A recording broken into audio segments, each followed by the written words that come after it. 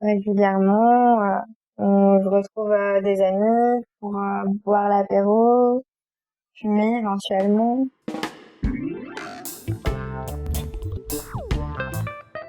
Après, on a du mal à bouger, on a du mal à se motiver, à continuer nos journées. C'est des temps qui s'éternisent un peu, qui prennent de la place.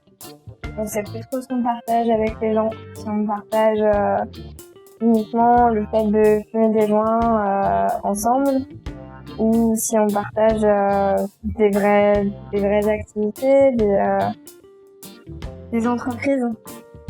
Hier, j'ai fait la même chose, je suis allée voir un ami de longue date et on a l'habitude de se poser, de fumer des joints. Et finalement, depuis 6-7 ans que je le connais, à part fumer des joints et discuter ensemble, on n'a pas fait grand-chose. On maîtrise pas vraiment la situation, ça dépend des instants. Il y a des instants où ça va avoir tendance à justement à nous stimuler, à nous mettre dans une forme d'euphorie, et que on a l'impression de ressentir les choses de manière plus forte, d'avoir des sensations plus prononcées, d'être plus en accord avec les gens, avec la vie. Et en même temps, il y a d'autres moments où ça fait pas du tout cet effet-là, où ça crée plutôt de la flemme, de la déprime, de l'incapacité à poursuivre son activité, ses envies.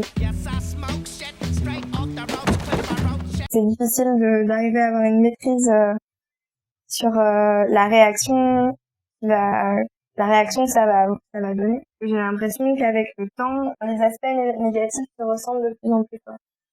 Le départ où j'ai commencé à consommer, j'ai trouvé ça génial. J'ai trouvé que c'était ça me permettait de souffler, de moins être stressée, de voir les choses avec du recul.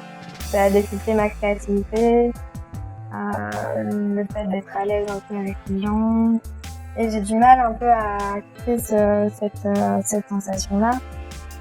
Quelque part, oui, bien sûr, je me rends compte qu'aujourd'hui, si je fume pas, j'arrive pas à dormir, que j'ai peut-être, quand je fume trop, j'ai plus de mal à entreprendre des choses, etc.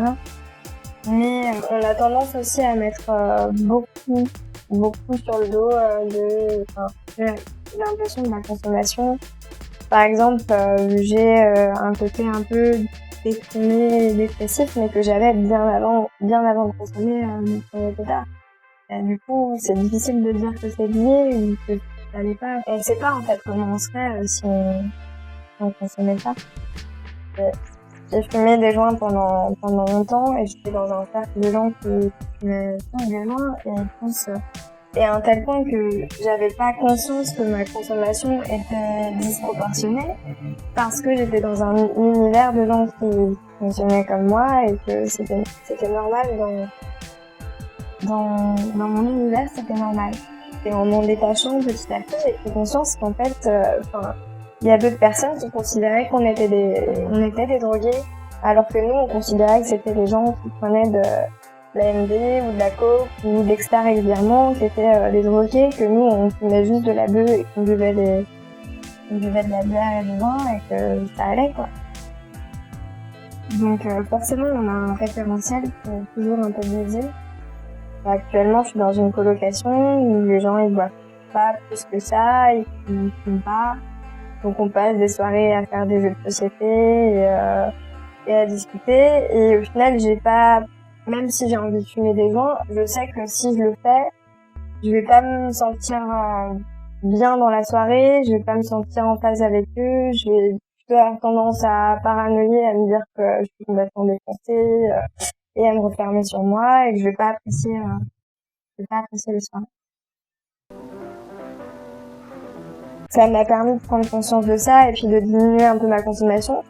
Par contre, ça suffit pas à me faire arrêter la consommation. En fait, c'est que j'en ai pas vraiment envie. Et mes colocs en question, je les trouve pas très drôles finalement. C'est sûr que faire des soirées jeux de société en buvant une tisane, c'est pas forcément ce que je recherche encore aujourd'hui. J'avais décidé d'arrêter d'acheter de la beuh. Je me suis sentie pas bien et j'ai eu des réactions pas forcément très cool, quoi. C'est quoi ça? J'en ai marre, j'en ai marre, j'en ai marre! pense que de toute façon, je suis un peu dépendante, même si avec l'AVE, il n'y a pas forcément de dépendance physique, mais c'est une dépendance psychologique. Donc oui, je pense que je suis droguée à l'AVE. Après, fumer de l'herbe en soi, je relativise ça. C'est aussi pour ça que j'ai choisi cette drogue-là et pas une autre. J'ai pas fumé pendant 2 semaines. Je suis allée voir des amis qui fumaient et en fait personne n'avait rien à fumer. Et à ce moment-là, je me suis un peu énervée contre eux alors que j'y pouvais rien. Et puis que c'était un caprice quoi. C'était un caprice. Il y a un mois, je m'imaginais pas ne pas avoir de bœuf parce que je me sentais perdue. C'est un peu mon réconfort, ma manière de me détendre quand je suis stressée. Et du coup, quand j'en ai pas et que je suis stressée, ça multiplie le stress par 3, 4. Alors que à la base, je me suis mis à consommer justement pour être plus détendue. Pour moi, consommer des drogues, c'est pas si grave en soi, mais maîtriser sa consommation, ça reste hyper important et c'est ce qui est plus dur parce que c'est des drogues et que à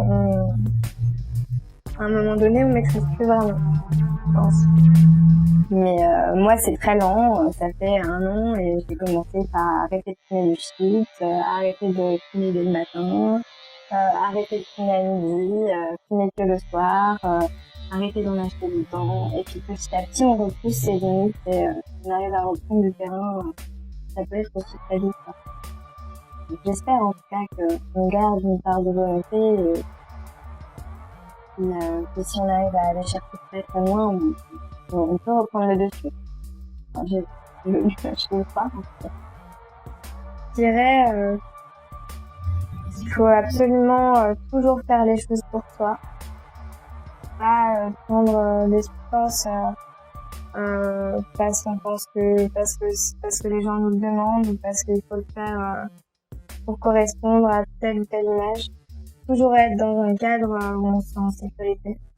Et bien prendre conscience que à partir du moment où on maîtrise plus sa consommation, ça devient plus du tout drôle.